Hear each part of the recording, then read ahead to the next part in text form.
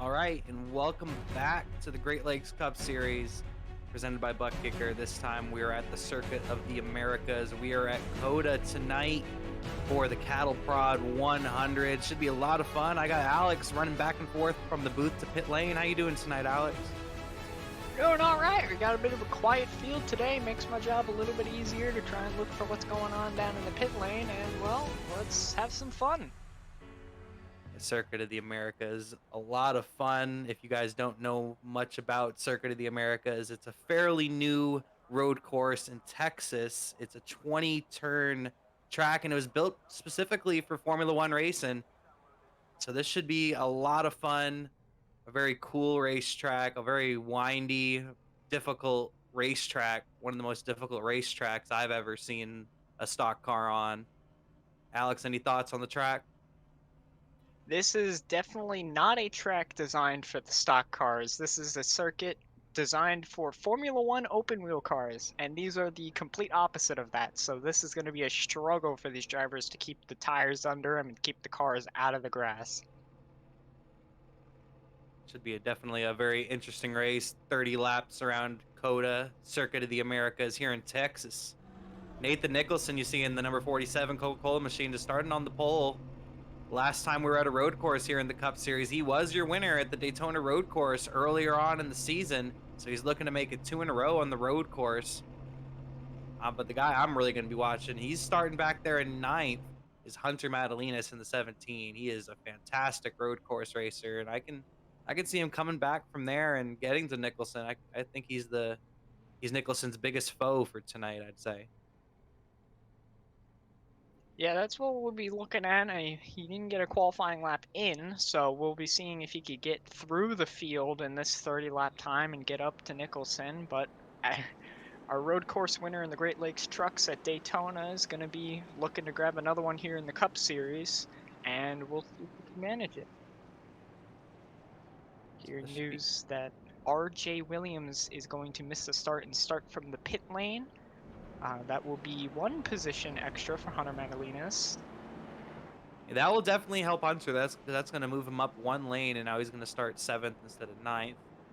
So that should be helpful for him. But RJ Williams starting on pit lane, maybe just trying to avoid possible turn 1 madness. As you see, there's not very many vehicles in this field, but they're still all going to be packed together going into turn 1. So you never know what's going to happen. And I think that might be the strategy from RJ right here. That could be the strategy for sure, Kyle. These road courses definitely cause a lot of chaos going into turn 1 with this kind of race car. Very hard on the brakes, could lock them up, could wheel hop. A lot could happen while under the brakes in this kind of vehicle.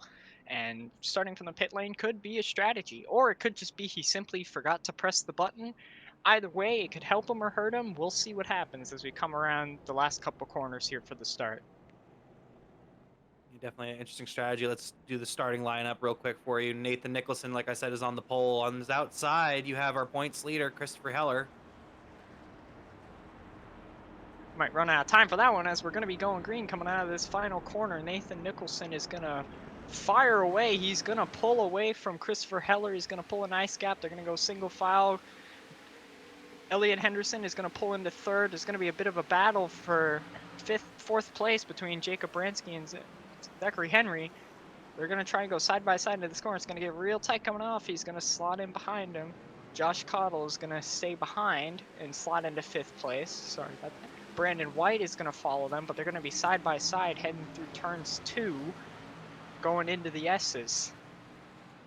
Yeah, my bad about that. I thought we had some more time. I wasn't paying attention exactly where we were on the racetrack, but everybody's already kind of single filed out. You've seen as they go flying through the S's right here. You're looking at Elliot Henderson. He's in 3rd place, looking to get a victory tonight on the road course. Right behind him is the 0-3 of Jacob Bransky. Looks to be in a Chase Elliott scheme tonight. Looks to be the Little Caesar scheme. Let's see what he can do in the 0-3 tonight. Bransky, a very good race car driver. Haven't heard too much of him on the road courses, but it's interesting to see what happens. And you see right there, Cottle almost going off track. Great save from Josh Cottle. Got slowed up when he hit the brakes. Looks like he just got a little loose, almost got up into the grass. Great save from Cottle, and he continues on as he's right behind Bransky in the 5th spot. Yeah, that's going to be an issue for a lot of these guys tonight, especially that very technical section following the S's. These cars do not like to turn. You have to crawl through that section, barely using any throttle. Christopher Heller is going to go off track and going to be side by side with Elliot Henderson. He's going to keep it ahead of him, but he's going to have a bad angle into the corner to see if Elliot can try and capitalize. It doesn't look like he'll be able to, sadly, as it seems Christopher Heller is going to hold him off with that inside line, and they're going to stay single file going through the tight left-hander. That's one of the toughest corners on the racetrack. You're trying to turn while braking, and it's extremely difficult to get to the apex of that corner. And then immediately afterwards, you got this super long sweeper where the car just doesn't want to turn, and then another left-hander where it's so easy to go off the track there. Man, so many corners in a row. That's going to be tough for these guys. Very intense set of corners right there. Me personally, in my experience on this racetrack, those turns just always seem to bite me, especially that long turn, that really long turn at the end of the S's. It just kills me almost every time. And you see Spencer Dickinson, he is spun out in the number 6 machine out of the last corner. He's gonna, oh no, he hit the gas trying to continue on and spun himself back out. The tires were not ready for that, and now he'll continue on in the number 6 machine. You hate to see it. Spencer Dickinson. Yeah, that is one of the biggest issues with this car around this circuit is you need the turn to make a lot of these corners, but when you give the car a turn, you lose a lot of rear grip, and these setups that these guys are running, they don't have as much rear grip as you would have at most other road courses, and when you're in first gear, like you are in quite a few of these traction zones coming out of these tight corners, it's very hard to get to the power, and you saw there it just was a little bit too difficult for Spencer Dickinson to get going again. Got a replay here for you, looking like see Spencer Dickinson coming out of the S's. He's about to come into the final turn, and we're gonna see what happens here. It looks like he just hits the brakes and just loses it. Tries to get the car turned around. Then you saw what happened after that. You see some good battling back here. Around the 8th spot, you have Jacob Hayes, Brandon White, and Zachary Henry all under a blanket right here. Brandon White was just in front of these guys, but he slid off the racetrack a little bit and fell right behind them. He's looking to pass them back and take back those spots that he previously had. Zachary Henry with a great braking performance into that left-hander. He got right by both Brandon White and the 9 of Jacob Hayes going into the corner, and he's going to be clear going into this tight section. Very good move. He started in 5th to be back here in what is now the 8th position. I'm curious as to what happened to him early in the race that he was so far back. Jacob Hayes just made a little bit of a save. Definitely overdrove that last corner. You see him right there on your screen now. The number 9 machine. He's still loose trying to save that car. Jacob Hayes maybe made the tires a little bit upset a couple of corners ago. Went way off track in that difficult left-hander. Oh, and Brandon White spins! Right when I'm talking about that, Brandon White right behind him in the number 86 machine is spun around. He will get back. Oh, very close call with RJ Williams. Oh my gosh. That was a jump scare right there. That is a scary moment in the section right before where Spencer Dickinson spun just before. I'm telling you, these corners are tough to do. These guys could possibly be lowering their brake bias, trying to get the car to turn. Now, while that could work, you have to be really delicate on the brakes to get that to work. And honestly, with how little rear grip these cars have, I would not suggest doing that. But I'm afraid a lot of these guys could be trying that. Definitely an interesting call. Very interesting track. Very varying strategies I'm going to be thinking really today. Not really when it comes to the pits, but really just how you treat your tires here today. You're watching Jacob Bransky and Josh Cottle battle right there. Now you're looking at Jacob Hayes, the number 9 machine. That's a beautiful looking car he has right there. That windshield deep machine he's driving right there. And RJ Williams, who started on pit road, he's trying to make up some spots as he's moved up to the 10th position, passing Spencer Dickinson and Brandon White after their spins. Could possibly have a pass here with Hunter Madalinas and Phil Bedford. He's not going to do it, though. He's going to be careful going into this braking zone, possibly try and get the traction coming out. Ooh, Phil Bedford's going to overshoot the corner. He will have the inside for the next corner, but he's going to lose the position forwards and is going to not have a good line go through the corner. He's going to jump the curb, and Hunter Madalinas is going to be on the inside.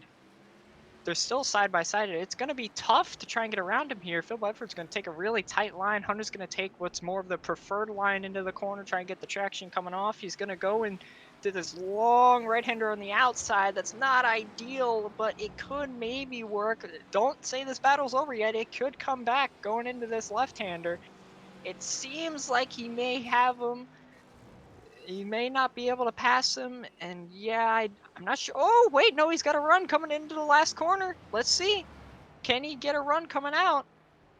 That's the thing with this track. You can never say never when he's going to overshoot a little bit, but that's fine for this corner. He's going to touch the grass, lose some traction, and I think Phil Bedford's going to hold him off.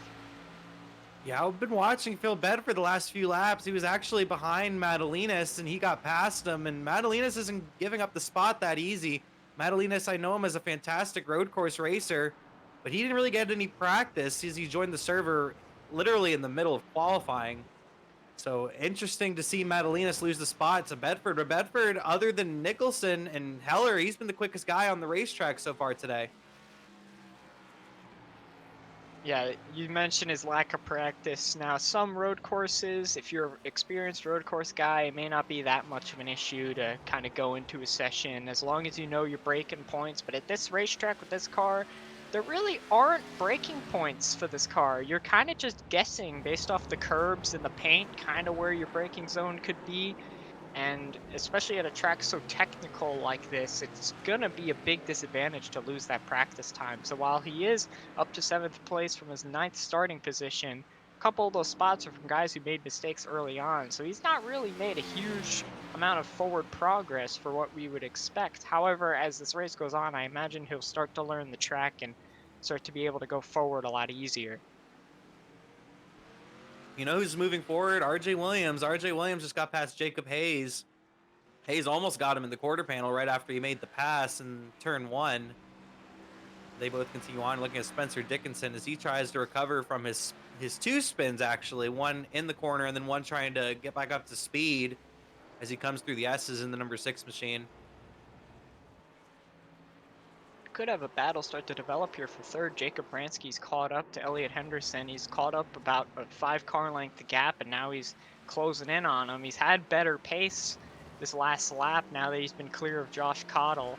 They're falling off of Nicholson. However, it seems like Jacob Bransky's not fallen off nearly as much as these other two, and he might be able to make some forward progress later on in this stint. They're only 5 onto the 5th lap now, so they could try and contend with Nicholson if he's burning his stuff too early. Yeah, definitely interesting right there. Nicholson's been pretty dominant, running a pretty good average lap time. Most laps he's in the 2:16, sometimes even in the 2:15s. Last time he got a low 2:17, but that's still quicker than everybody up here. There's no one that's running that pace. Everybody's at least a second behind that. So if Nicholson could put a big gap, he can just chill for the rest of the race, because I see it as unlikely we get a caution unless we get a big accident. Yeah, the field size is definitely a contributor to that. The smaller field size is going to be less likely for drivers to make mistakes, as it's not really something you'd want to do, because with how few guys are on the track and how little mistakes these guys are going to make trying to race other people, the only mistakes are going to be on the drivers themselves, and that's something you definitely want to minimize. And if one guy spins, like we see Spencer Dickinson over on our screens here. He's not been having a whole lot of fun. He has not been having fun. Spencer Dickinson in the number 6 machine. Yeah, there you see him right there. Those tires are charred on that number 6 machine. They gotta be. You got to feel for him, Spencer Dickinson. He's here week in and week out, always putting out good performances, whether it's in the truck or cup car. He's really struggling with COTA today, as I probably would be if I was out there too. RJ Williams in the 9th spot, though. He's picking up spots from people's mistakes right now. He's moved up to 9th since starting on pit road. I think he was expecting some more early troubles. Well, I mean, he got a couple of them, so he had some positions from that. He passed Jacob Hayes just purely off speed, and while he may not have the pace of these front few guys, he could end up with a pretty decent result today, I imagine. Yeah, RJ Williams, he's really going to try to make up some spots and starting on pit road. Looking at Jacob Bransky in the number 03. He's looked pretty quick these last few laps. Not as quick as Nicholson, but he's been charging on Elliot Henderson, looking to get himself into the top 3. Elliot Henderson, you see him right in front of him as you're on board with our 4th place driver, Jacob Bransky, in the Little Caesars machine.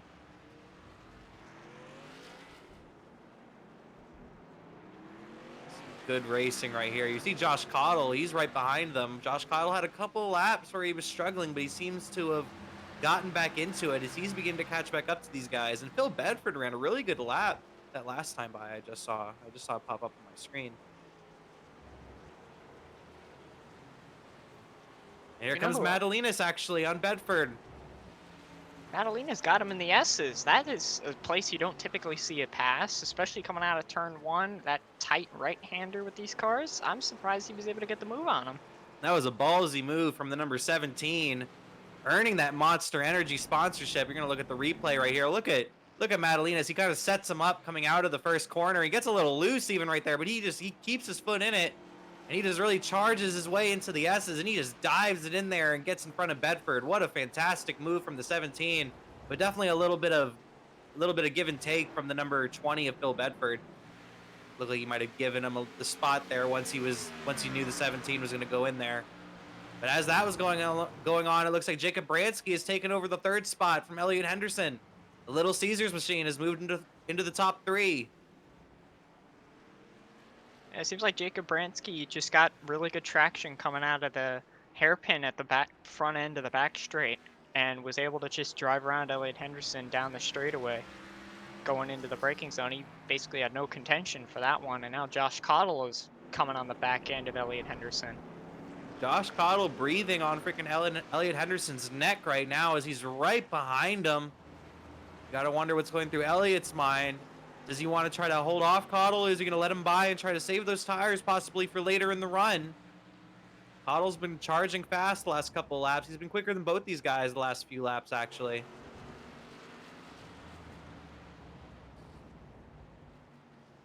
Yeah, I'm interested to see the lap times as Jacob Bransky goes way off the track in the final corner. He's going to keep it going. That part of the track has a large asphalt area following it, so it's not as much of a penalty if you go off. The only real penalty is iRacing giving you an X.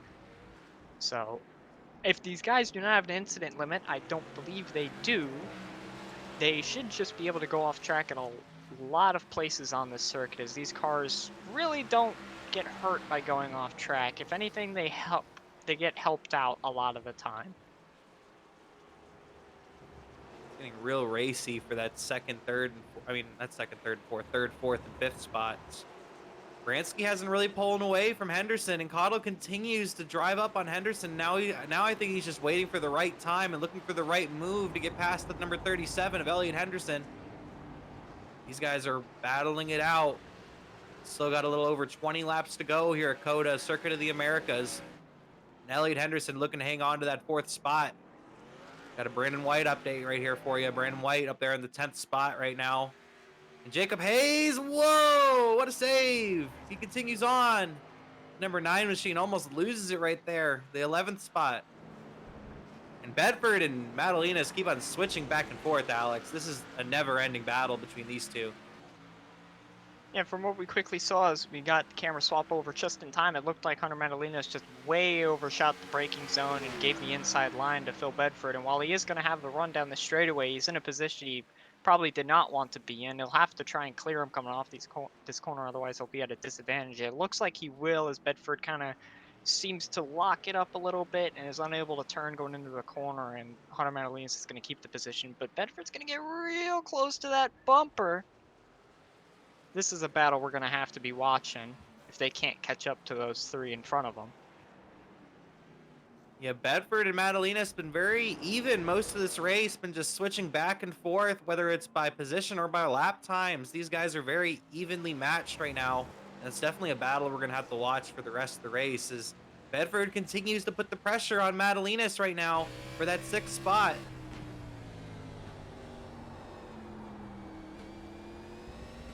at least going to go a little bit off the track, but that's one of those corners where you can go off track, not lose a whole lot of time. While qualifying may say otherwise, in the actual race you can go off there just fine. Same thing with that corner. Those two corners there, very hard to hit the apex of the corner, but even if you miss it and you go off, I don't think it's going to hurt you a whole lot, as Bedford's going to try and pull to the inside coming into this corner.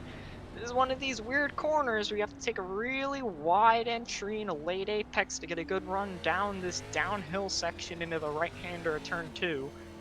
Doesn't seem like Bedford's position move is really gonna upset Hunter Madalinas' line, and they're gonna get into the S's nice and clean. This is gonna extend the gap a little bit, as I believe this is where Madalinas has been a little bit stronger than Bedford.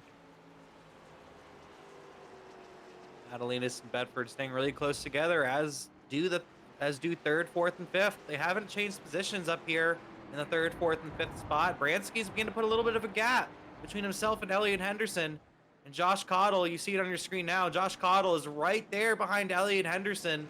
He's just been stalking him. He's just been waiting for his move. He gets real loose right when I'm talking about him. Let's stop talking about Josh Cottle, all right? Well, you were talking about him. I was about to mention that the last lap he'd had the fastest one on the racetrack, even faster than Nicholson, but then he jumps the curb and gets loose, so I don't think he'll have it this lap. Yeah, he just made himself a big gap right there as we go back to the battle between Madalinas and Bedford. As they continue to battle it out, and looking at Bedford, he keeps on pressuring him right there. He's not even, I don't even think he's trying to make the move. I think he's just trying to let Madalinas know that he's there. He's right behind him. If he makes a mistake, he's going to pounce on it. Well, somebody who is hoping that this brawl kind of holds them both up is Zachary Henry, who's only 4 seconds back off of him, which... Oh, there goes Bedford. Oh, Bedford pulls up in the same corner as he did earlier in the race, but they're going to be side by side. And the crossover. Going into the right-hander. But Madalinas is going to be on the outside. This is tough to do, but when the tires are starting to wear off, whoever has the better tires is going to have the better traction. Oh, they're tight coming through this corner. Madalinas is going to have an awkward line coming into the left-hander. Bedford going to really pull ahead. It's going to overshoot the corner, but it's going to be all right. He's got the traction. Hunter Madalinas is going to try and pull up the inside again, going into the last left-hander. He's going to lock up the left front a little bit, but he's going to keep it going. He's going to clear Bedford. Bedford's going to get a little loose, and he's going to have the position. Wow, that's just fantastic racing between these two. They just keep on going back and forth, but they're about to have some company if they keep on battling. Because look at Zachary Henry. You see him on the screen, Zachary Henry. He's right behind these guys now. Oh, he sent it. Oh, I thought he was going to get him in the bumper right there. That was really close. Oh, and Zachary Henry, he saves it. Oh my gosh. Zachary Henry got a little excited, I think. Yeah, I'm glad these two are keeping a very interesting battle going in the small field tonight. They're going to be the ones that we're going to be watching if everybody else keeps it calm. Zachary Henry definitely was not calm in that moment. He got a little antsy on the throttle, and now he's going to have to try and catch that time back up again. But man, what they're doing is they're really hurting the tires. They're overshooting the braking zones, locking up, wheel hopping, whatever have you do. Definitely some good racing between these guys. Madalinas versus Bedford. I'd like to also update y'all that Jacob Hayes and Spencer Dickinson have retired from the race. They will finish 11th and 12th respectively. Looking at Hunter Madalinas and Bedford continue to battle. And here's Christopher Heller, our points leader. We haven't really talked about him all day. He's been just hanging out in the second spot. Bransky in third. Elliot Henderson still right there behind Bransky in the fourth spot. And then Cottle, ever since that almost incident with the 31, he's just been kind of stuck back here. He hasn't really caught up to Elliot Henderson at all since that incident. And this battle of three right here between Madalinas, Bedford, and Zachary Henry in the number 39. This is a very interesting battle right here, as Henry is driven right back up to these guys after almost spinning. You're looking at the onboard of Zachary Henry in the number 39 machine.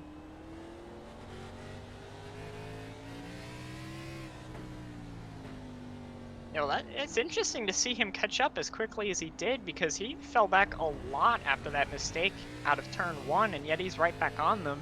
And the interesting part about that is, even with them battling, Hunter Madalinas actually did have the fastest lap on the racetrack. So even with them battling, they're still quick, and then to have Zachary Henry catch up to them, we'll see this time across the line whether that holds true or not. But if they keep having pace like this, they could possibly catch the guys ahead of them, as they're a second or two faster than in the lap. And Mike, get ourselves a little bit of a battle, 3v3 possibly, if these three can catch up to the three in front of them, being Jacob Bransky, Elliot Henderson, and Josh Cottle, who aren't really that far ahead of them. Like, if we were at a speedway, I would say that's impossible to make that comeback. But they're around 15 seconds back. At a speedway, that's impossible. But a track like this, it's definitely possible. You see Madalinas and Bedford switch positions once again. These guys just keep on going back and forth.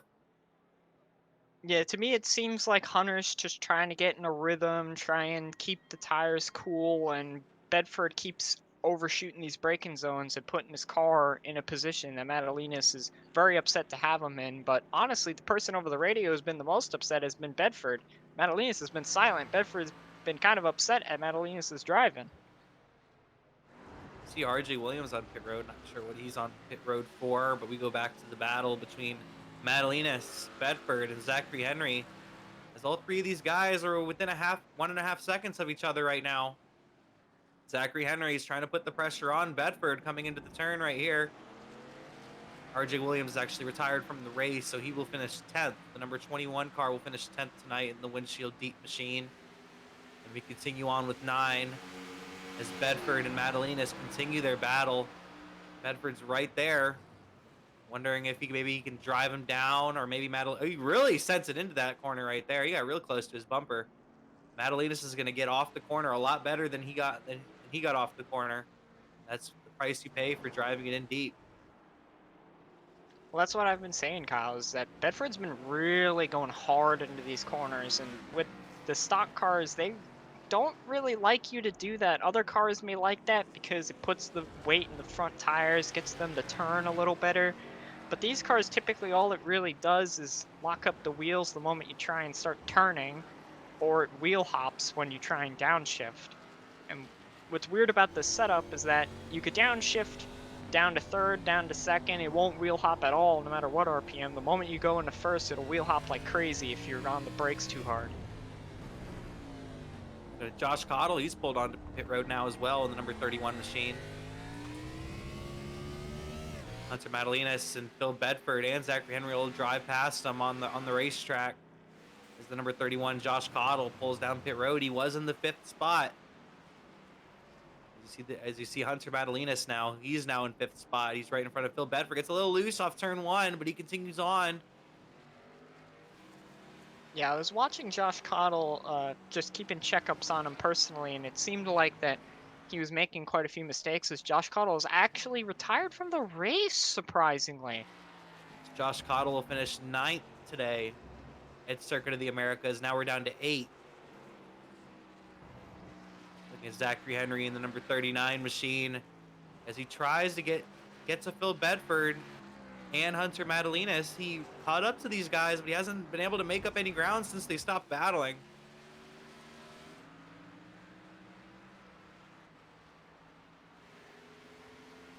Yeah, I mean, Elliot Henderson has just been kind of hanging out behind Jacob Bransky. He hasn't really made any big moves. He hasn't really gained much of a gap, but he hasn't really lost it either. They've just kind of been stagnant around the same 7 to 8 tenths gap around this run.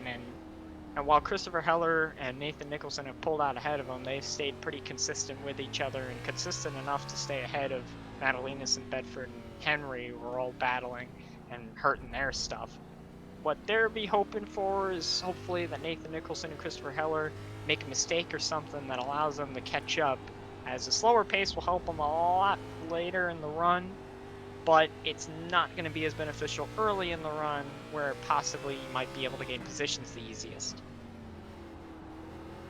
Aaron, to answer your question, a lot of people are retiring because, first of all, Circuit of the Americas is a very difficult track, and a lot of drivers are struggling, but it's mainly because of the car count.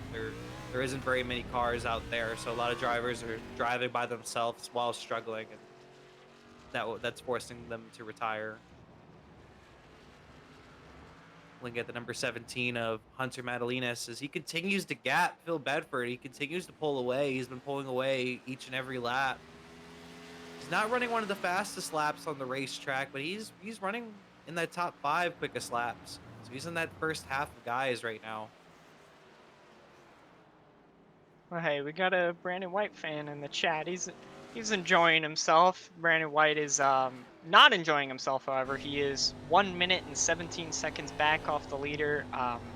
That is 1 minute away from getting lapped and about 45 seconds away from the car ahead of him. But hey, he's gained positions from people who just don't feel like racing anymore. So that is an achievement in itself. Congratulations, Brandon White. You are a survivor and a champion, and I appreciate you. Brandon White has driven himself up to the 8th spot after a couple of these guys have retired. He's kept on trucking, even though we're not in a truck this time. He's kept on trucking to that number 86.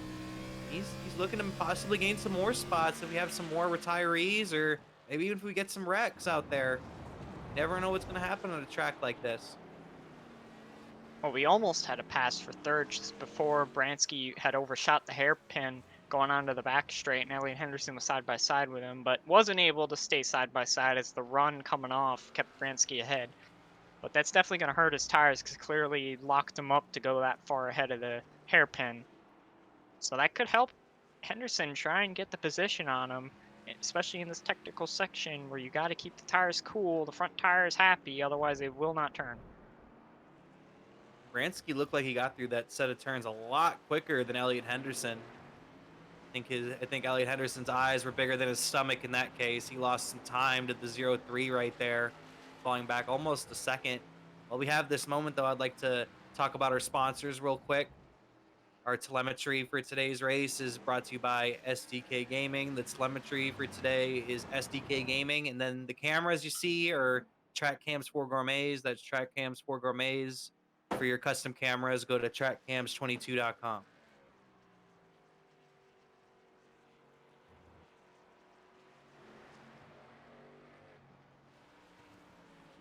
Once again, Elliot Henderson was a little bit side by side with Bransky. He actually looked like he was going to pull up on the outside. Bransky kind of overshoots turn one a little bit. He's going to allow Henderson to get a bit of a run. Doesn't seem like he was able to get the power down going down the hill. That is a tough spot to get the power down because the weight is trying to go forward as you're going down the hill. It's way out of the way of the rear tires. It's going to be tough to get traction there. And then you have to go into these tight S's where suddenly the traction comes back to the rear, but because there's no hill to support you, you're just kind of dancing over the brakes going through those corners, and you also have to avoid curbs that send the car up into the air if you hit them. This is a difficult track, especially when it comes to curbing. I'm not a big fan of the curbing. It's always a big hitter. If you hit those curbs too hard, you're just gonna die. That's just how it is. Yeah, it's always very funny watching these cars do three-wheelers hitting those curbs in the S's. It just sends your tire up so far into the air. Chris Heller currently riding in that second spot still in the number 11 machine. Let's get the camera on him real quick. Christopher Heller, he's around 10 seconds back of Nathan Nicholson right now. He's kind of been hanging around 9 or 10 seconds those last few laps. Hasn't caught up to Nathan Nicholson at all, but he's not really losing any time either. So he's really keeping himself in a good position right now. If Nicholson would make a tremendous mistake, like over driving turn one, possibly going off track into the sand, maybe spinning out like we saw Spencer Dickinson do earlier coming out of the last corner, something like that, Christopher Heller could possibly even take the lead if Nicholson can't recover quick enough. So he's keeping himself in a good position right now in the number 11. Yeah, the only issue with that, Kyle, is you have to remember Nathan Nicholson was our winner from the Daytona Road Course in the Great Lakes Truck Series, a series which has had a lot of very tough and close competition. He just kind of slapped the field there at that racetrack. So we kind of expect him to be really good at these road courses, and he's showing it once again today here at COTA. And it just seems like nobody really has a challenge for him today. And hopefully, let's see if next time by, after we stop looking at this battle, if we could try and get an onboard of Nathan Nicholson for a lap and just kind of guide you through a lap around this road course. Looking at the onboard of Nicholson. Yeah, we see him pull through this left-hander. Now this corner, you got to take it real slow. You got to get a large entry into this corner, get on the brakes, go over this curb to get a good angle into this corner to shoot down the hill, get on the throttle as soon as possible. Gotta watch out for this curb here. It's gonna get real loose coming through there. He gets it nice and tidy coming in. Gotta start braking right about here. Downshift, downshift. They put a little bit of wheel hop in it, but that's gonna be clean.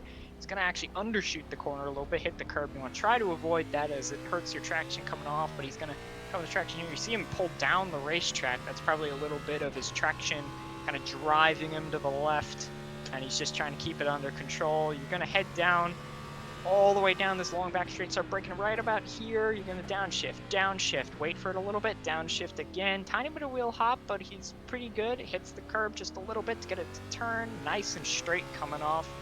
Gonna go a little wide here, take a nice tight right-hander, trying to avoid the left side curb as he needs to turn right again over this curb.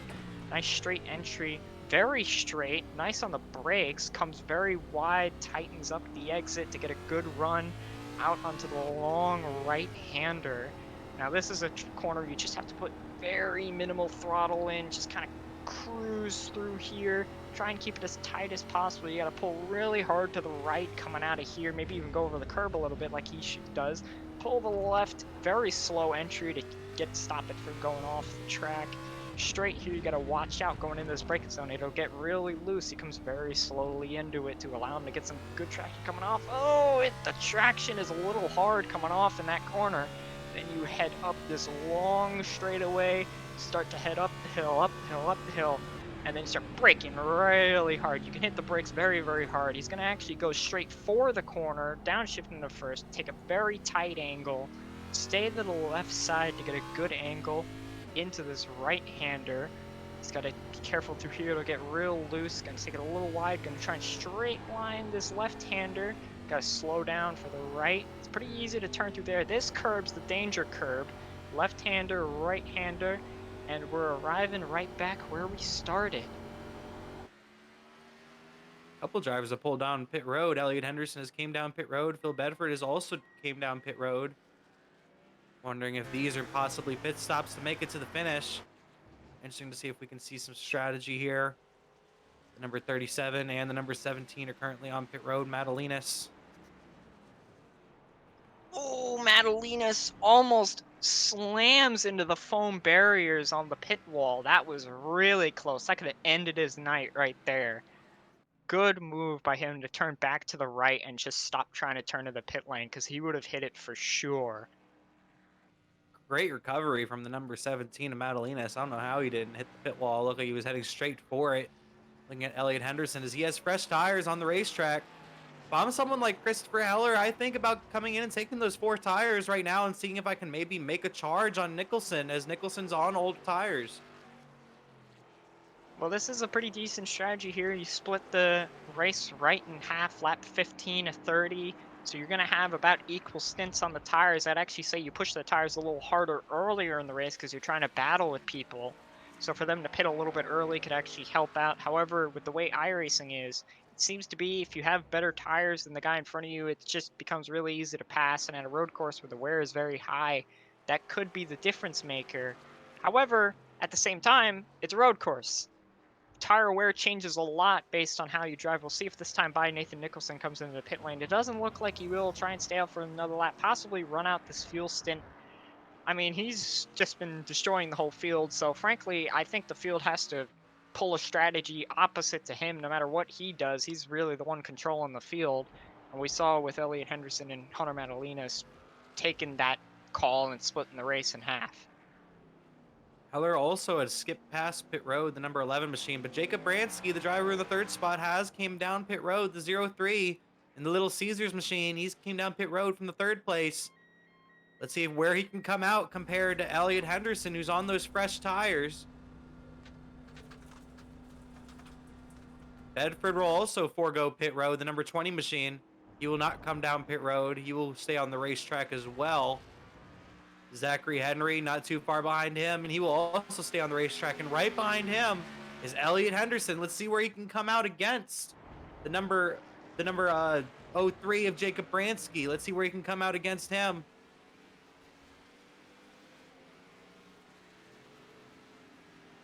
looks like he's going to jump him pretty easily coming out of the pits by at least a second or two.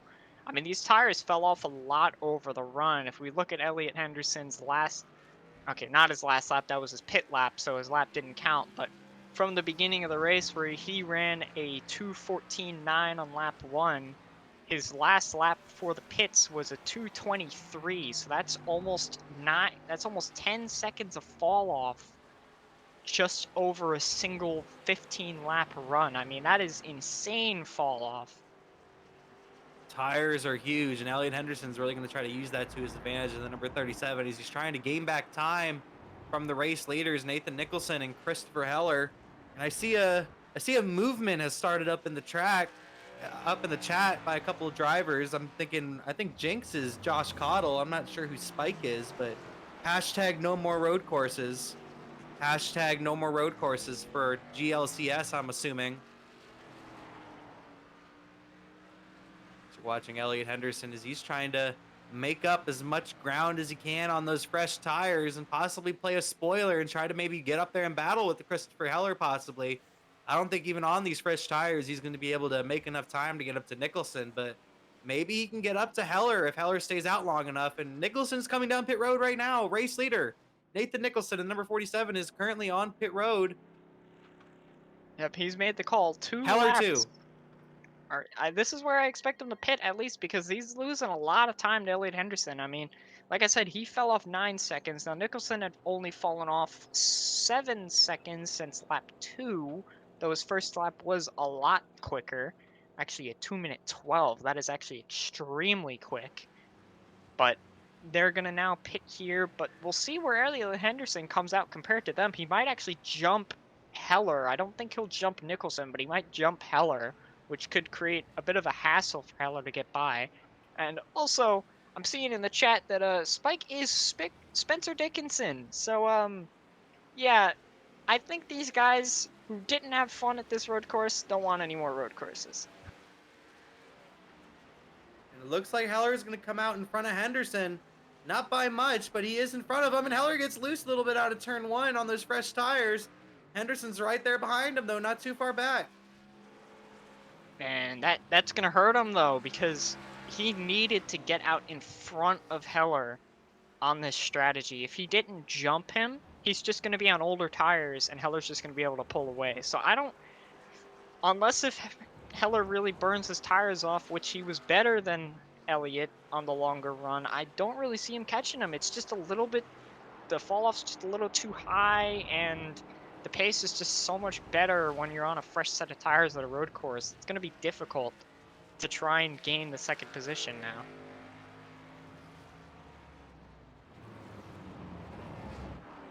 Elliot Henderson on those semi-fresh tires. I'm interested to see how the pace is going to fall off, and if he's going to fall off quicker than Christopher Heller. I'm very interested about that, seeing if he can really keep up and seeing if maybe these tires can even out the number 37 and number 11. Well, really the battle I'm going to be looking at that we may see relatively soon is between Jacob Bransky and Elliot Henderson. Elliot Henderson had pit a lap earlier, so he already has experienced a decent amount of fall off. However, Jacob Bransky pit a lap later, so he's going to have newer tires for the rest of this run. Gonna have 1 lap newer tires, and that could make a huge difference come the end of this race. And I imagine that's where the battle's really going to be on the racetrack. Yeah, you see the varying strategies. Elliot Henderson came in 1 lap. The next lap it was Bransky. The next lap it was Zachary Henry. So we're gonna see if maybe that can be a little bit of an accordion, and these guys can get close back together if as the tires fall off. Looking at Jacob Bransky in the 5th spot, driving the 0-3 tonight. Looking good. He's been running in the top 5 all day, but he's looking to get himself back up there. Actually, he's in the 4th spot right now. I'm misreading my telemetry right here, my timing.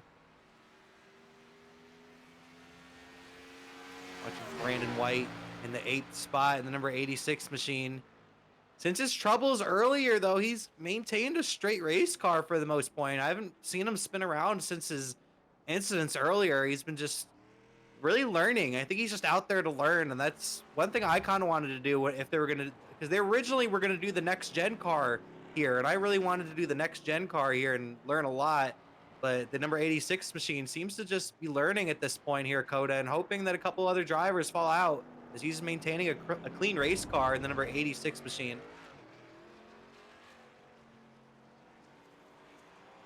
Yeah, he's keeping a relatively clean race. I'd say pretty much by this point, the position he's in, I'm not really sure if he's going to gain any more spots. However, you know, something happens to somebody, they wreck, they make a mistake, which is very easy to do here. He could gain some spots. He just has to make sure he isn't the one doing it himself. And he's coming down pit road, so and he hit the pit wall. Well, I'm all right. Well, that changes things. I believe he will get lapped here as he was just about 2 minutes behind. 1 minute and 30 seconds as he crosses the line. But I believe he will get lapped in the next few laps here by Nathan Nicholson. But maybe not. He'll have the newer tires. But you know what we can talk about while we're waiting for the tires to tighten up and the races to really start happening is we can talk about the schedule. Yeah, the schedule looking good. Next couple of races after COTA, we have 3 more races. We go to Charlotte next week, and then we go to Texas. Then we end out the season at Homestead. So it should be a good battle to the finish of the season. But Christopher Heller coming into this race was around 50 points up. I don't know if any of these guys can really make up that gap unless Heller maybe misses a race or two or crashes out for the rest of the season. I think that real battle is for that second spot in the points right now, as Bransky and Henry and Bedford and Henderson are all really close for that second spot right now in the points standings as we head into Charlotte next week. Still waiting on the official results from today's races. We're 2/3 of the way through here at Circuit of the Americas, COTA, for the Cattle Prod 100, the Great Lakes Cup Series presented by Buck Kicker. Looking at Christopher Heller in the second spot, as he's around 15 seconds back right now of our race leader, Nathan Nicholson, and a couple of seconds in front of Elliott Henderson as Henderson continues to fall back. And Bransky's begin to catch up to Henderson a little bit, so that might be a battle here soon. Well, a battle that might end up even sooner than that is between Hunter Madalinas and Phil Bedford. Let's not forget, Hunter Madalinas almost hit the pit wall on his pit entry, so he had pulled a gap initially on Phil Bedford, made that mistake, lost a lot of time, still ended up ahead of him because he pit early, but he pit early. So Bedford is going to have the better tires, and we know from their previous battles that both of them have relatively equal pace to each other, so we could see this battle tighten up real quick as they're only 2 seconds apart coming onto this lap, and who knows what the gap will be by the end of this lap. So now I see the new hashtag is hashtag Short Track Lives Matter. You guys got RJ on this now too. You got RJ on the ship now too. Well, I'll put this out there right now here on the broadcast. Next week we go to Charlotte. How about instead of the big track, we go to the Little Legends Oval? How about that? Kyle, no. No. Simply no. It's a short track. It's a short track. No, Kyle, you understand. It'll be like a car and a half width. But it's a short track. They said short track lives matter no matter the short track, right? Oh, Oxford no. Plains. How about Oxford Plains? Is that any better? Oh, no. Oh, Madalinas and Bedford neck and neck. Let me stop bullcrapping, and these guys are battling it out right now. Bedford is gonna pass him, it looks like, but Madalinas is gonna fight tough on the inside lane. Yeah, Madalinas made a big mistake going to the braking zone at the end of the back straight and ended up giving Bedford the inside lane. And with the newer tires, he's just simply going to have more traction coming off the corner. And by this point, Bedford just has to not make a mistake, and he should be able to pull away from Madalinas. That one lap newer tires, I'm telling you, it's the biggest difference in the world. No matter how good of a driver you are, unless the guy on the newer tires makes a mistake, you are not going to have better pace than him on the longer run.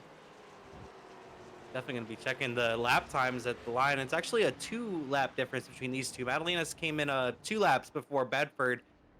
So Bedford is on slightly fresher tires than Madalinas, but you saw at the end of that last run, Madalinas really begin to pull away from Bedford finally.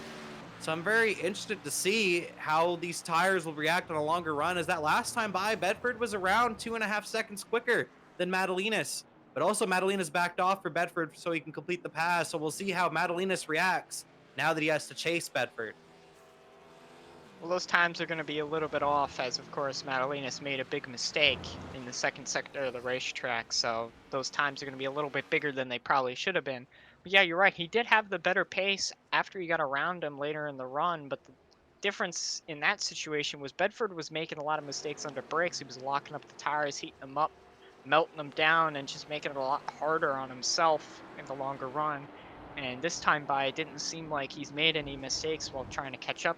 And now that he's clear of him and really without threat, I don't think he'll have as bad of a long run pace as he had earlier. Yeah, I think it should definitely be a lot more even, but it'll be interesting to see. 'Cause Madalinas, he's really one of. I feel like he's just one of those. I'm one of those drivers for sure that thrive on if someone's in front of them. Like if I'm the leader, I tend to struggle, but if I have somebody right in front of me, I just chase them. I can go a whole second quicker than I usually would if I have someone in front of me to chase. And that might be what Madalinas kind of needs right now too. Is he might just wait in behind Bedford and try to cool off his tires, possibly. Now I'm seeing some interesting things in the chat. They brought up North Wilkesboro. Now I actually happen to agree with that. I love that racetrack. One of the most fantastic short tracks on the service. That and Nashville Fairgrounds would both be solid options instead of Texas. I'm sorry, for those of you that like the modern Texas, I don't. I hate the facility, but hey, it's a part of the schedule. If you like mile and a halves, that's your cup of tea, but it ain't mine. Yeah, I'm not big on newer Texas as well. I'm trying to think of some more wacky short tracks we can possibly go to because I think that would be awesome. I would love some more short tracks. I love short track racing. Really, on the Cup Series schedule, the only short tracks are Phoenix and Richmond, and those aren't even really short tracks. I mean, they are, but they're not. You better say that Richmond's not a short track. I've went to Richmond my whole childhood. Richmond's a short track, but it has a speedway almost feel. Yeah, I don't know what Richmond you've been driving, but it's definitely not the same one I've been on. Let's agree to disagree. I would definitely like to see some more short tracks on the schedule, though. I do enjoy the short tracks, but this has been a pretty good race so far. I wish we definitely had some more cars out here, but we've definitely seen some good battles across the racetrack here today. Looking at Hunter Madalinas, who was one of the prime members of one of the biggest battles so far we've seen today between him and Phil Bedford. He's looking to get back to Phil Bedford as he's fallen back a couple of seconds because of Bedford being on those newer tires. Bedford's pulling out a pretty decent gap on the number 17 of Madalinas. Well, that's kind of what I was talking about. He's got newer tires, and now that you said that it was 2 laps newer, I mean, that's just gonna make it even harder. Because again, we saw the fall off for even the front runners was still seconds a lap for some of those guys, and two lap newer tires is multiple seconds a lap more pace, and we see that as he's pulled a big gap on Hunter Madalinas. Yeah, Bedford continues to pull away in the number 20 machine. I'm interested to see what the times might be at the line this next time by. Bedford's put a decent gap between himself and Madalinas, but he also has to be worried about possibly overheating those tires and just wearing them off too quickly. You don't want to drive too hard because then that's how the tires really get evened out. And the number 17 could possibly make a comeback as he did prove on that last run. They were on even strategies, once the brand went on, he got quicker.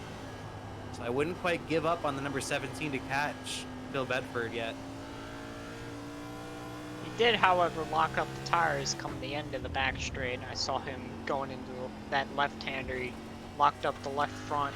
That's one of those things is always he's coming down into the pit lane now. Try not to hit the pit wall this time. He got it nice and tight up on the guardrail. He's going to come into the pit lane. Now this is, I don't know if this is an unscheduled pit stop, but if it is scheduled, this is not the winning strategy. I'm sorry.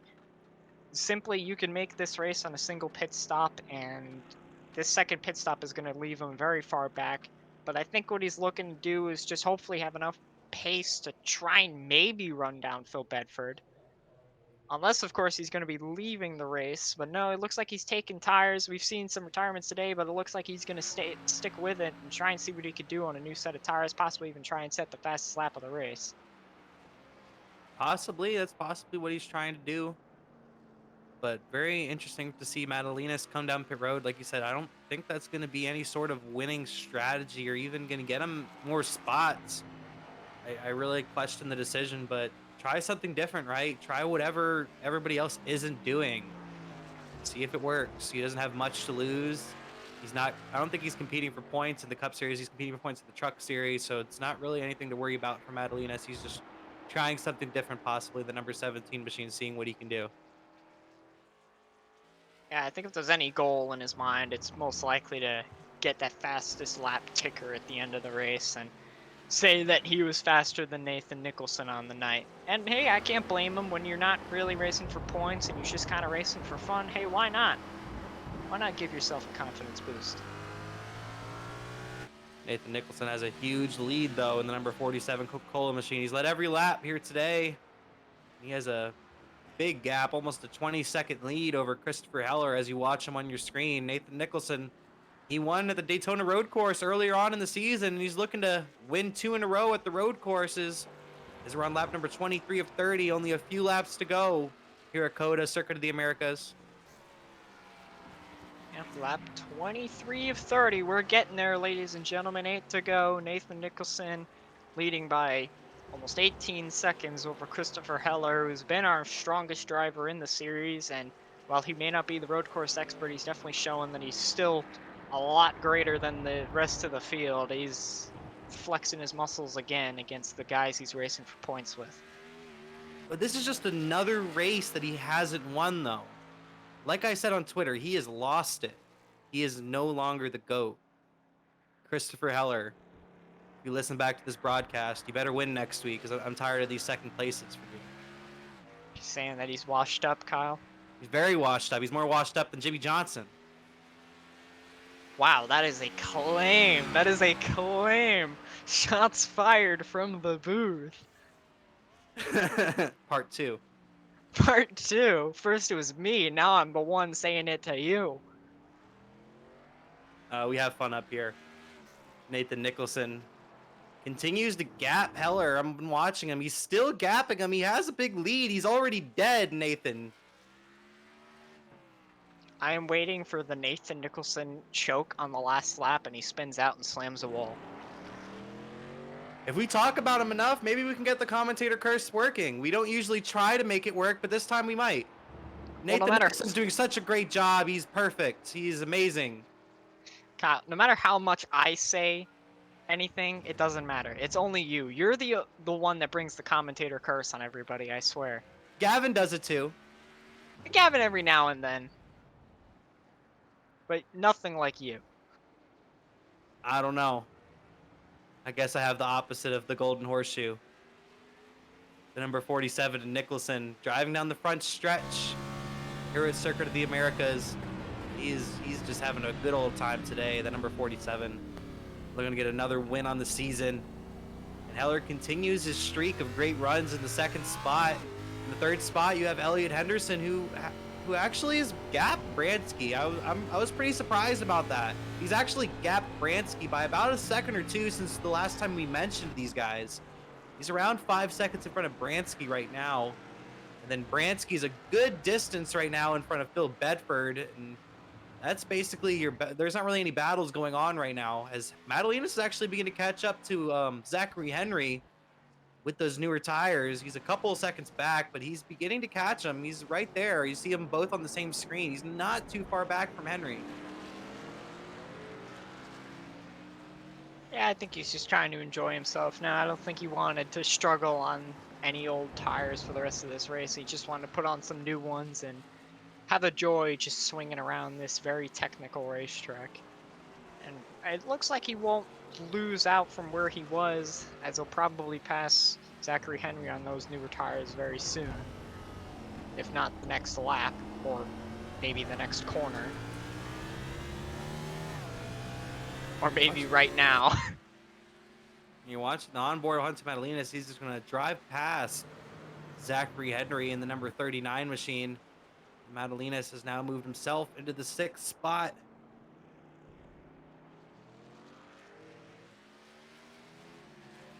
Hunter Madalinas making work on these fresh tires.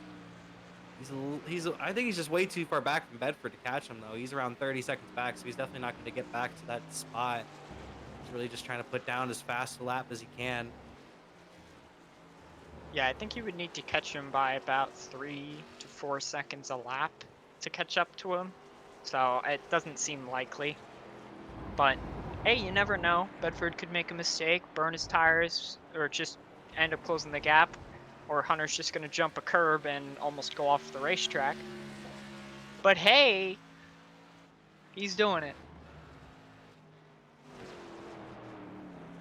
Hunter Madalinas, the number 17 machine. You continue to watch him on your screen. He puts down good laps in the number 17 machine, but you'd have to wonder if Madalinas maybe started up farther to the front and maybe he competed with somebody like Christopher Heller. We saw Madalinas' speeds at certain points tonight. I really think he could have competed with somebody maybe like Christopher Heller or Elliot Henderson at least, if maybe he had a better starting position. Road courses, starting positions mean so much at a road course.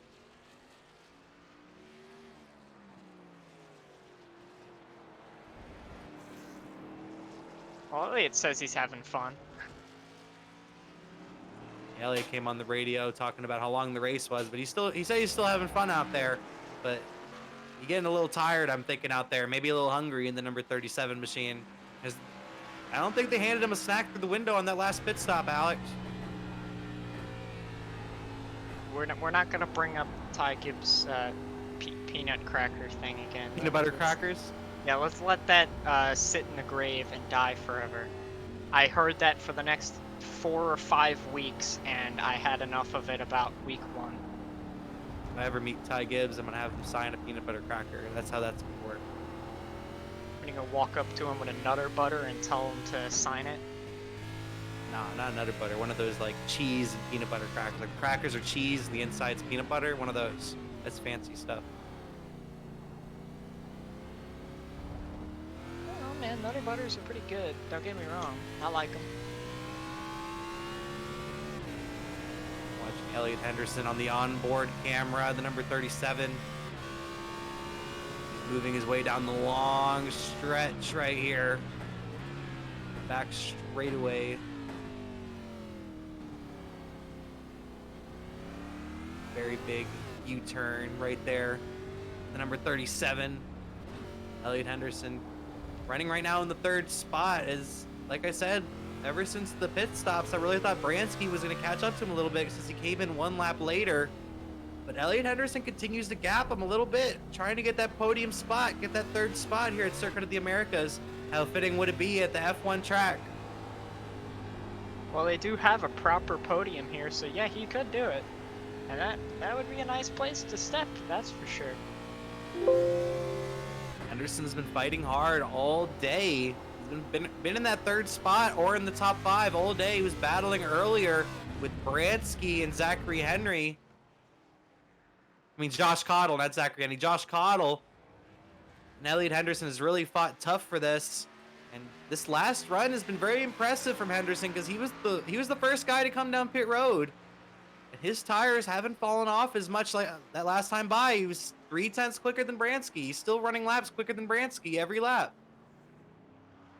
Yeah, he seems like he's managed his tires pretty good. He actually ran a similar lap time to Nathan Nicholson, so actually this whole top 4 is running pretty close times, even though the gaps are very wide. But at the same time, that also makes it very hard to pass anybody. Watching Henderson come through the S's right here. Elliot Henderson in the 3rd spot. Around 7 seconds right now in front of Bransky. There's the 2 closest drivers really up here right now. As Madalinas has put its 10-second gap on Henry. He's really pulled away from Henry Madalinas, and he continues to bite into the gap of Phil Bedford. He's almost cut it in half since we mentioned it, but he's just not going to have enough time. He's just not going to have enough time with that number 17 machine to get to Phil Bedford. Well, to be fair, a little while ago, he was about 30 seconds back. Now he's about 23 seconds back. So he's gaining a good amount of time, but as his tires start to wear some more, it'll even out a little bit. And I think it'll kind of close, kind of make the gap a little wider than he may hope. Couple laps to go, only 5 laps to go here at Circuit of the Americas. Nicholson still leads the field by almost 20 seconds right now over Christopher Heller, your points leader. Christopher Heller has almost a 2-race lead right now with the points. For someone to really catch him before this season's up, that he's going to need to have some troubles in that number 11 machine. But those troubles I don't think are going to be today, as he's running in that second spot as he's been all day. Christopher Heller's looked strong. If Nicholson wasn't in this race, Christopher Heller would have this in the bag, I think. Yeah, well, you're talking about his points gap and how hard it may be for people to catch him. Let's not forget in Atlanta that he got involved in a wreck early in the race, and it could have ended his night. He got really lucky with the damage being where it was and allowed him to keep some relatively good pace. So never say never with his points position. It could very well knock him out of a couple races here, as we have just a bunch of mile and a half back to back for the last 3 races. Heller, though, still at Atlanta got the top 5. Like, Heller's just proved it every single race. He's gotten the top 5 every single race this season. And he continues to do it here today on the road course. He's been running in second all day.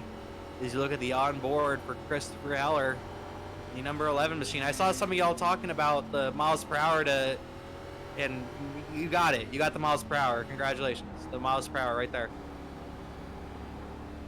Now this is where we make him annoyed for no reason and change it to kilometers an hour. There you go. I demand kilometers per hour. Now there's one driver I do want to get an update on. Let's get a Brandon White update. Let's see how he's doing. He's still cruising. He's 1 lap down. He's having some fun. You know, he's just enjoying himself on a nice Sunday drive. He's not really battling with anybody. He's making it around the racetrack, not making many mistakes, and generally just trying to learn the track, I imagine. And hopefully for the next time he comes here to this track. Yeah, I really like Brandon White. He's definitely a fighter. Some races he really struggles and has some issues, but you always see him really fight back. Even in this race where he has struggled and there isn't very many cars, he's really fought back and gotten himself an 8th spot finish. Basically guaranteed at this point in the number 86 machine. As we have only a couple laps to go here at Circuit of the Americas. Just out there gaining some experience, really trying to learn the road course, learn how to maybe drive a stock car on a road course. Because me personally, only stock car I can really drive on a road course is a truck. I'm pretty good at a truck on a road course, but the Cup car, I struggle severely. The Xfinity car, I struggle severely. So it's really tough to drive these stock cars on this road course, especially a track like this, Circuit of the Americas, COTA, probably the toughest road course a stock car has ever been on.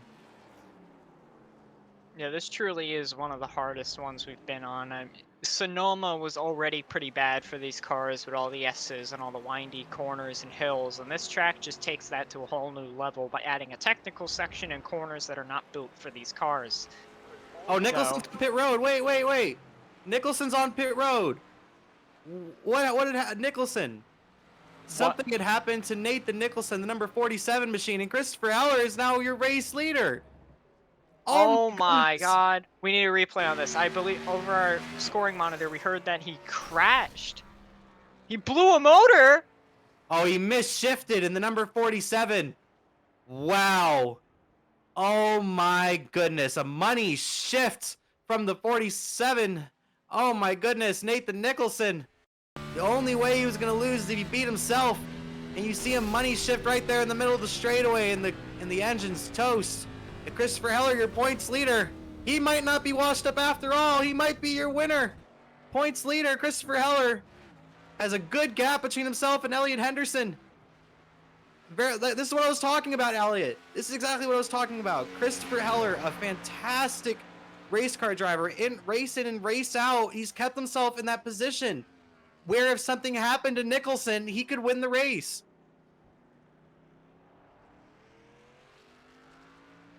I'm speechless, Kyle. I don't even know what to say.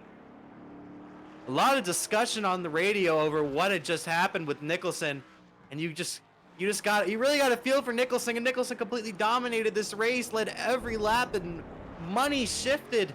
A very rare mistake from Nicholson from a perfect day, and his day is over. The driver that has led the most laps, and now his teammate Christopher Heller in the number 11 your points leader might get another victory here today, as he has a little over 2 laps to go, as you're going to watch the onboard once again for the number 47 Coca-Cola Toyota as he blows his engine on the front stretch, trying to shift into 4th, and I'm assuming he might have shifted into the second gear by mistake, maybe even 1st gear. Well, if that doesn't tell you as an H pattern shifter, then I don't know what will, because that is a mistake I almost never see on iRacing. That, oh my gosh, I am astonished. I'm genuinely more speechless than I've ever been for a race on the service before. Because I've seen some money shifts during the week at Watkins Glen, but you have to keep in mind, I'm around a 900 to 1,000 I rating. So a lot of inexperienced guys out there. Nathan Nicholson, like I said, he's had a perfect day. He hasn't gotten loose at all. He hasn't gone off track. He's had a pitch perfect day. And he money shifted. Very surprising and very rare mistake from Nicholson. And Christopher Heller is now in the prime position to possibly win the race in the number 11 machine as long as he keeps it clean.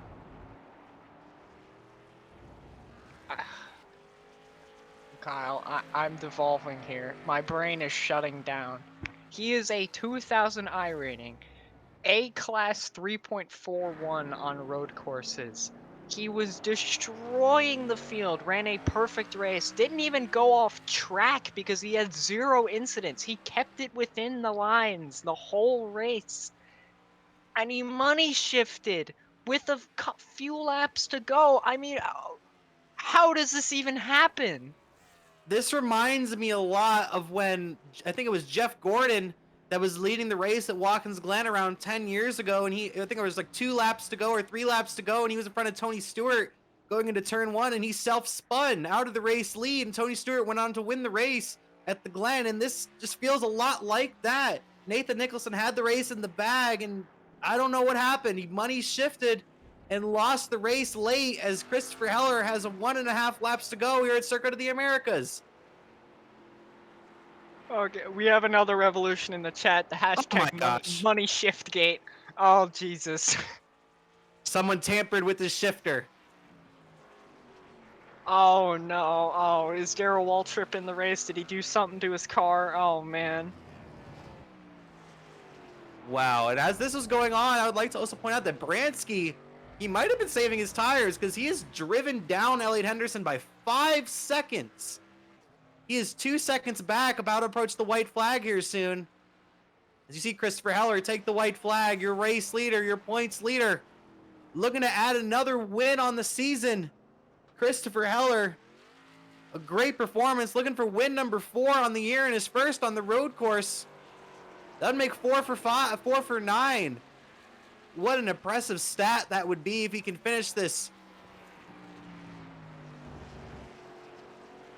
Man, and we were just talking, I was just talking earlier in the race about like something could possibly happen to Christopher Heller at these 1.5 miles. Well, if he's going to win the race and extend that points gap, even if something does happen, it's just going to become that much harder for these guys to try and catch him in points.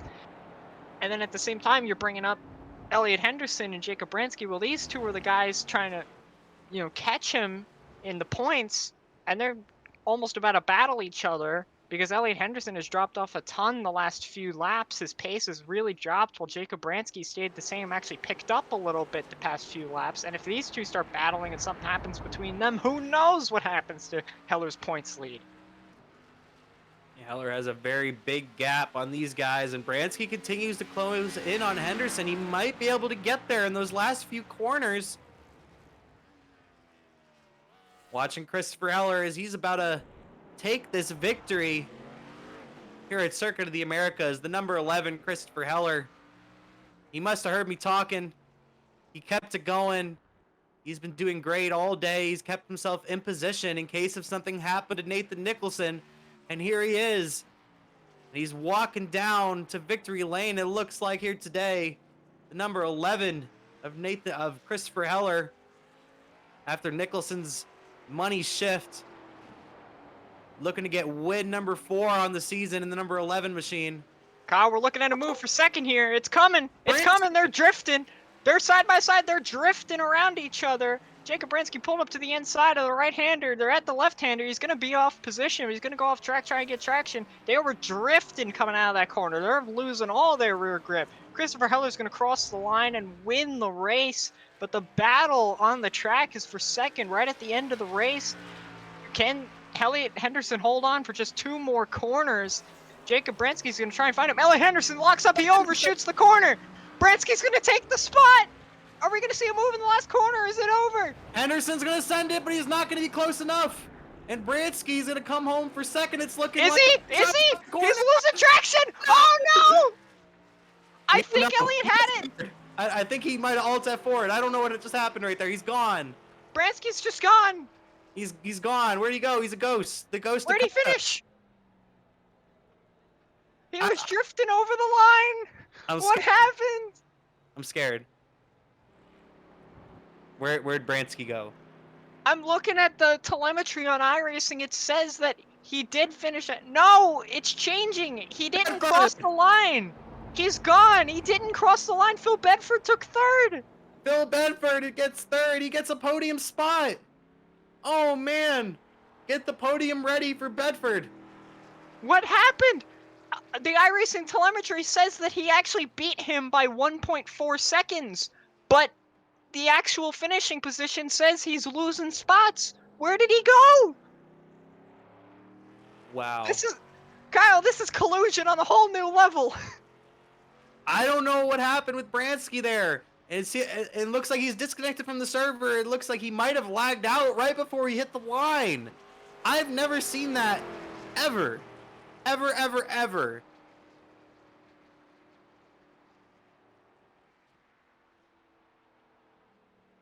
And it's sounding like there's a gentleman's agreement, possibly. Yep, there will be a gentleman's agreement. It's sounding like that Bransky's actually going to be given the third spot from Bedford, as the drivers have agreed on the radio. It sounds like for Bransky to get that podium spot, as he was going to get that third spot, but it looked like he lagged out right before he hit the line in the 0-3, and I can see the hashtags now. Kyle, I'm dying. I've never seen that. He was feet from the line. Let's look at his onboard and watch as he's literally, a person could lay down in front of his car and cross the line, and he just disappears. Look at this drifting coming through this very tight section on the racetrack. They are just scrapping it out. None of them have any grip. Tight left-hander. Elliot Henderson looked like he had it. He was great. They were all nice and dandy. They were going through this long right-hander. Elliot, all he had to do was just keep it clean and stay out of the way of Bransky. Bransky would have had to make a monster move, but with how the way the circuit works, I didn't think there was any way of him making it. And then Elliot gets into this corner, tries to turn in, and just locks up the left front. And they're like, it's over. Bransky has the spot. They're going into the last corner. Bransky seems to break good. He overshoots it on the exit a little bit, tries to hit the power, and just keeps drifting. And then suddenly, he's gone! Wow. So unlucky from the 0-3 of Bransky, but he will be, it sounds like he will be awarded the third spot.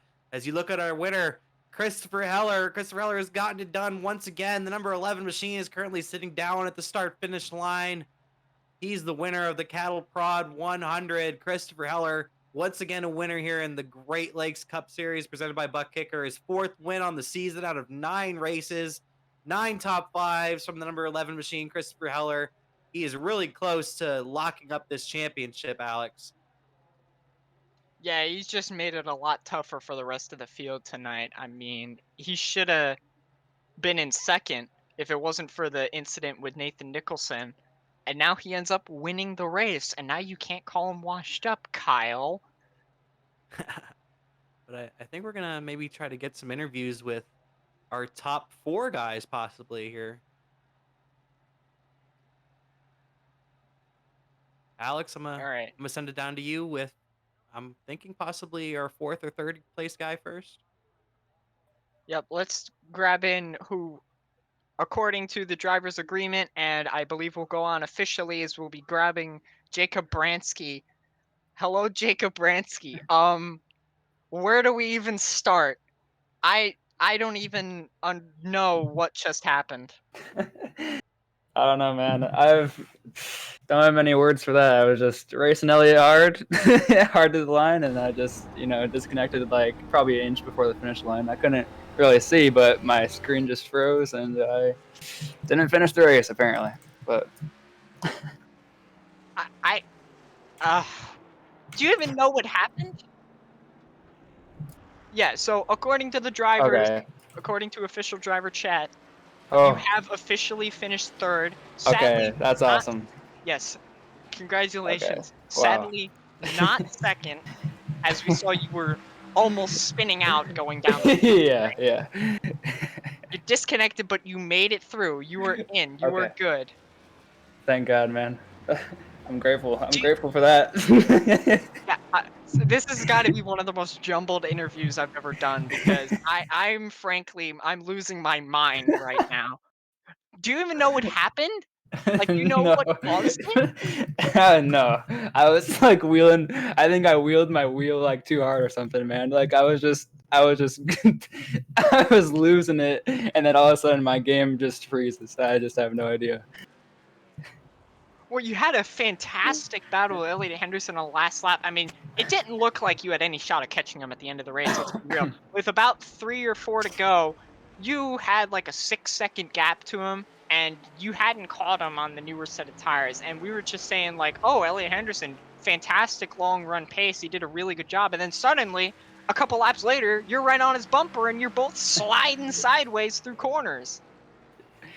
Yeah, honestly, I was figuring out what I was doing wrong, kind of like I was just like racing really crappy in like the first, like in like the middle section of that run, and then I figured out I was like pushing the corners too hard, so I started like just focusing more and just and yeah, I found myself catching them, and we were we were talking in our chat, and I was like telling him I'm catching you and stuff. I just kept creeping up, and then we had like a perfect drag race to the finish. So that was just awesome. Yeah, that was some incredible stuff. And obviously, at the end of the race, there we saw you were drifting. Now, Yeah. I gotta ask you, what was the rear tires like at these long runs? So yeah, I mean, apparently the track was just really hot, I believe, and so yeah, the rears were just completely gone at the end of that thing. So me and Elliot were just both fighting to find grip, and even whatever gear we were in, it didn't matter if we were in second gear or third gear. We were just fighting to find grip basically, and it just came down to who could keep their car managed well enough to get by the other person at the end of that thing. Bransky, you did a fantastic job at the end of that race. It's a shame what had happened, but we're gonna reimburse you with a third place finish, Oh, and thank you. as you should have deserved, frankly. And congratulations. And I gotta ask you, who do you gotta thank for your computer failing, but you still get in a good spot? Yeah, just like to thank my sponsors, Little Caesars, Mountain Dew, Pib Extra, Hippies Chippies, Chevrolet, Camaro, and then I just want to thank my team, of course. Some people didn't show up tonight, but me and Elliot, we had a great race. It was just great running with them. I'm thankful to be on his team, and yeah, shout out to you guys, shout out to the league owners, and yeah, thank you. All right, congratulations, Jacob, and thank you for the craziness at the end of the race. Yeah, thank you. All right, let's grab the other end of that battle. Let's grab our official and agreed second place finisher for tonight. Let's grab Elliot Henderson. Now, you were involved with that crazy duel at the end of the race, and I'm sure you saw Bransky just disappear. Well, yeah, I mean, I was literally looking to the right, and I was like, "Am I gonna get him? Am I gonna?" And then he's just gone, and I'm like, "Well, okay, one, I got him, but B, where did he just go?" Like, that was, I underpit him there because, I was trying to see if I can get to Chris, and if Chris stayed out an extra lap, because I thought they were gonna do was Chris gonna stay out an extra lap to lead a lap, and Nicholson was gonna pit when he pit, and none of that happened. So my plan went pretty much shot at that point. But I figured if anything, I could just hold off Bransky because I was, if anything, I was on par with him at the end of the run previously. So I felt like if I was ahead of him, I'd be okay.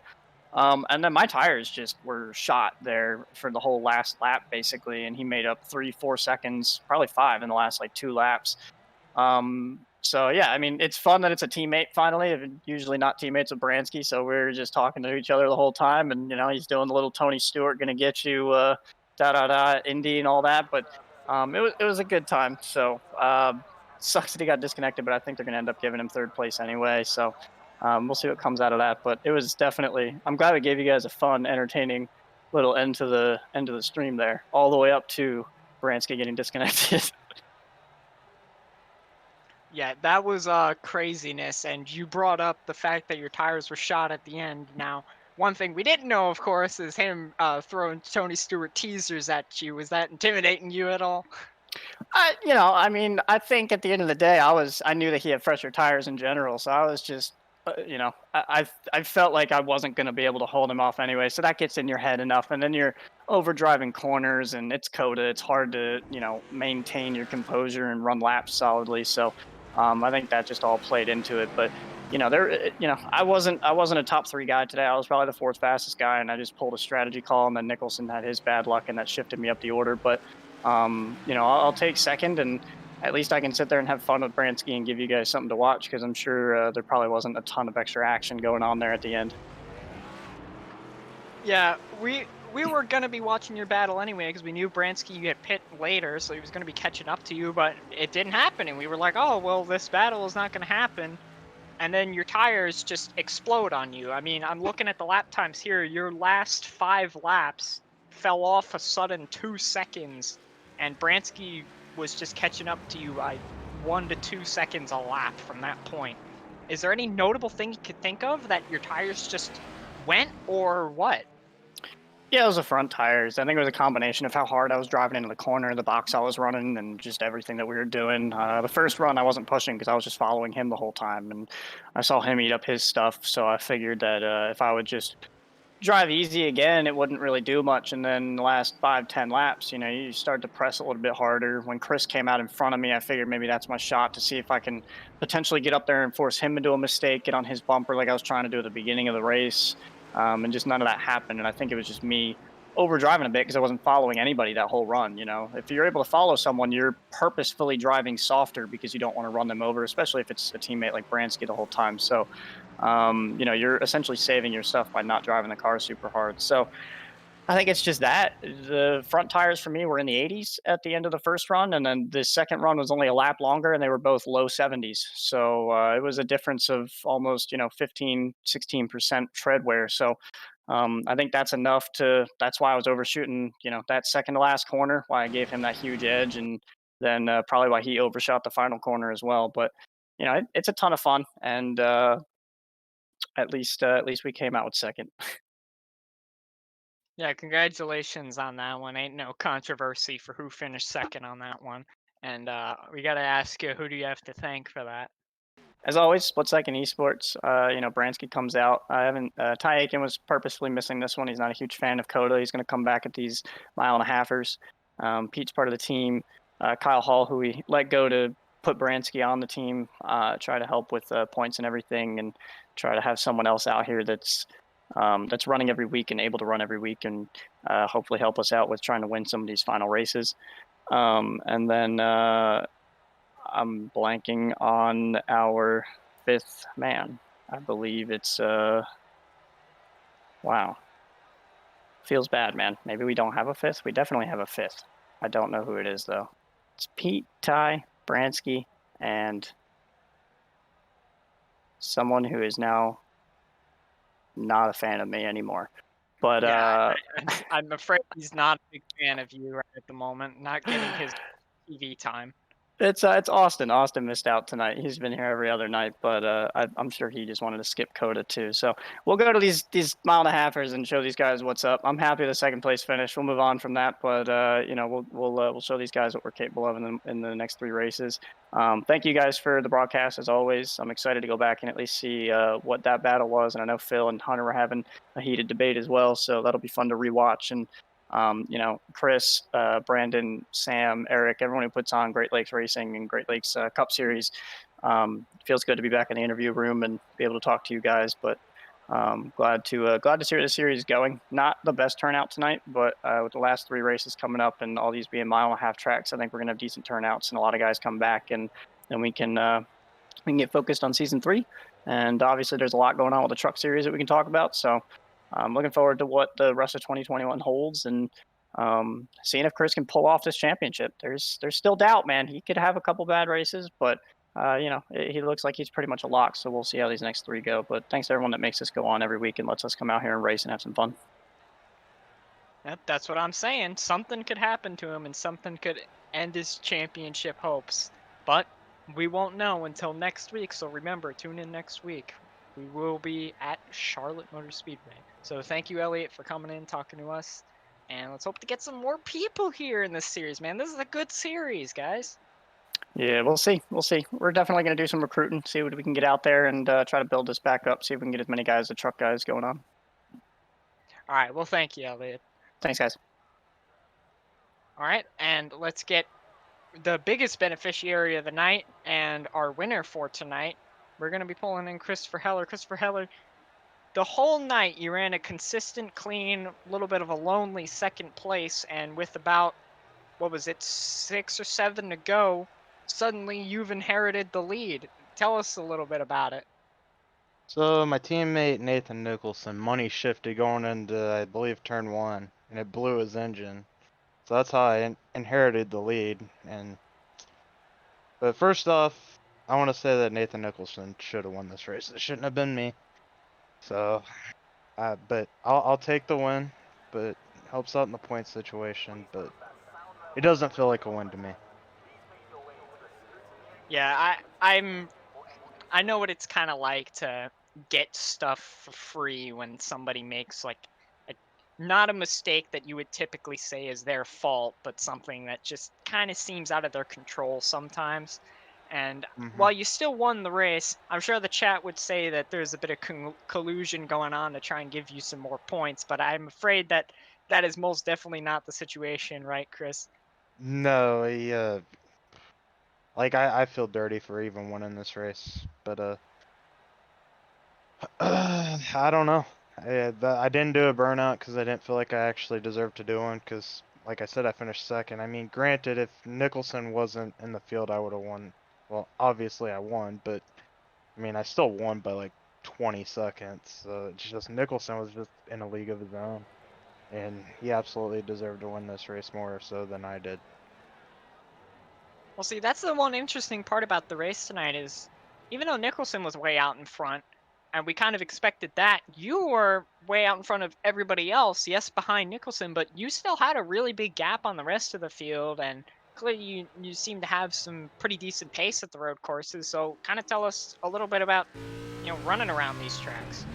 Well, the only reason I'm fast is because Nicholson practices with me, so I just want to say that I wouldn't even have been top 5 probably if it wasn't for Nicholson, let alone second. That's why I had so much speed, is because he practiced with me, and then I went and did a lot of laps on my own throughout the week to get better. Like, I started practicing back before the Auto Club race just to be ready for this race, because this is the race that I was definitely worried about getting through. But yeah, like I said, I still think Nicholson should have won this race, but I guess I get the win on the scorecard at the end of the day. Well, you still won the race, and like you said, you got the scorecard for the win. It is going to be official because Nate Nicholson did do the money shift. It was of his own cause. It wasn't something unofficial that caused it. And you ended up beating Kyle in saying that you're washed up. So you have anything to say to Kyle? Oh, I got nothing. I don't know. I say I'm washed up compared to Nicholson at road courses. I'll say that much. But I don't think I've actually been super fast at road courses until Nathan Nicholson was my teammate. So, like I said, I'm dedicating this one to him because he should have won this race. Alright, well, we gotta ask the most important question. I could imagine who one of these people are gonna be, but who do you have to thank for this? Well, obviously Nathan Nicholson. Let's just start there. The rest of the 2511 team. Thank my parents for watching. Everyone else who tunes into the broadcast, and including you guys for doing the broadcast, and Jeff manning the cameras as well. Gotta appreciate everybody involved and appreciate the people who help you along the way. It's a solemn victory tonight, but you still won, Christopher. So congratulations and thank you for coming in. Yeah, it's like wanting sweet Skittles, but you got the sour ones. That's how I'm gonna put it. Great analogy. Thank you, Chris. Yep, later. All right, let's get in a couple more people. Let's bring in the person that he talked a lot about tonight, and the person who probably should have won the race if not for a critical error on the night. Let's bring in Nathan Nicholson. Nathan, tell us about your night. I had money shifting. That happens to everybody. Nobody's perfect. Well, let's rein it back behind the money shift. Let's talk about your race up to that point. It's a cakewalk. Really no competition. Super easy. I got bored halfway through that race. Because I was just up there by myself. It's pretty boring. Well, I mean, you were one of the strongest by far, without even contention on this road course tonight. Do you have anything to say to our viewers who might be looking for little tips and tricks on how to run these road courses? No. Nobody needs to know my tips. I'm going to leave that to only me and the team I'm on. That's it. Because I got a lot of backlash from some people in the Discord chat about my money shift. So, I mean, they're over here telling me I'm terrible because I money shifted, but they're all terrible because none of them finished the race. They all quit because they don't have pace. I'm talking about the windshield deep guys.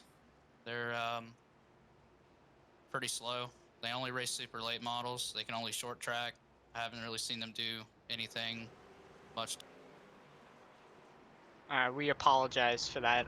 We don't promote any slander of any kind. It being private is one thing, and we apologize to the windshield deep drivers, as he mentioned, for their words against him.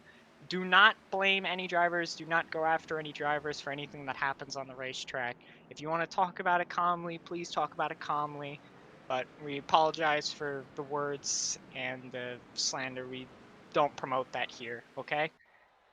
Let's grab in what will be our last interview tonight. The driver who might have been the only driver of the night who could have possibly wished for Jacob Bransky to lose out on his spot. We got Phil Bedford. Phil Bedford, you had a pretty interesting night right at the beginning of the race. You had a fantastic battle, or at least from our perspective with Hunter Madalinas. You have the iRacing third, but from our scoring count, we'll put you in fourth for the incident that had happened. And tell us a little bit about your race. That was dumb. No, it was all right. It was just kind of boring. I got fought pretty hard at the beginning, which was just killing both of us, and then that kind of ruined me for the rest of the race.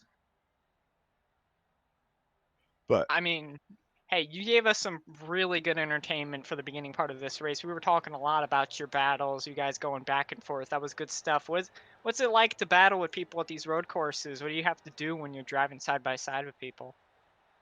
well, it's not smart to drive side by side, so I just kept he kept braking super early when I was behind him, so I'd have to take this awkward entry into the next turn, and that's why he was able to cross me over. But in doing so, I was just watching Zach Henry get bigger and bigger in our mirrors, and I don't know, it just wasn't very smart. You're not supposed to battle side by side on this track. So when he would do it, I would just let him back in front, and then I would try again. But I don't know, whatever. Well, eventually he did happen to get in front of you, and going into the pit cycle, he was in front of you by about a few seconds, but by the end of the pit cycle and going midway through the second half of the race, you managed to get back around him again. And tell us a little bit about what that was like. Well, that's what I should have done at the beginning. But we made contact coming out of the last turn it messed up my car. So it just wouldn't turn. And then once I finally pit, it fixed it back up, and I was able to drive again. So I was able to get back around him. So you say you got some damage. What was that damage doing to the handling? Like, what was that making the car feel like? It just wouldn't turn. Felt like every corner I'd go in to turn, it just wouldn't hook. It would just kind of plow.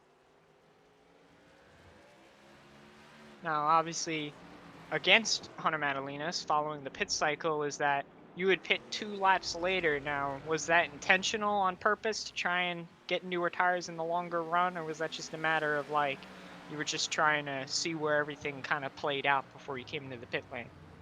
Combination. I saw him pit, and I was like, okay, I can stay away from him for a while. But yeah, I like pitting after people, so it gives me fresher tires towards the end. So that definitely helped when I got back around him. I mean, nothing against Hunter. I like him. He's a good kid. It's just, I don't know. You're not supposed to race that hard at the beginning of a race. Yeah, I'm sure there was a bit of frustration going on there. Was there something different you think you could have done to try and get yourself into the battle with those top 3 or 4 guys in this race? Was that entirely because of the battle early on, or do you think there's something else you could have maybe done? It's not much I could have done. I wasn't as like I practiced for a while yesterday, and I was pretty close to Chris's times, but I wasn't as consistent. So I feel like I should have finished a little closer to him than I did today. Probably around Elliott. I don't know. That's where I was thinking I would have finished, but it just didn't work out. I mean, technically it did because people had issues, but realistically, no.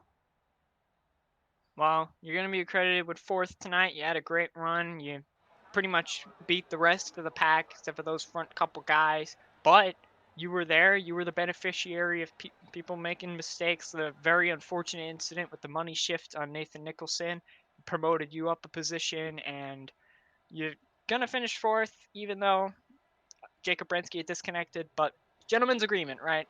No, yeah, I was the first to say because it wasn't his fault, and he was literally a car length from the finish line when he got kicked, so he deserves third, no question. This is true gentleman's behavior, and we appreciate you, Phil Bedford, for being such a good sport about it. So, do you have Yeah. anybody to thank about your race tonight?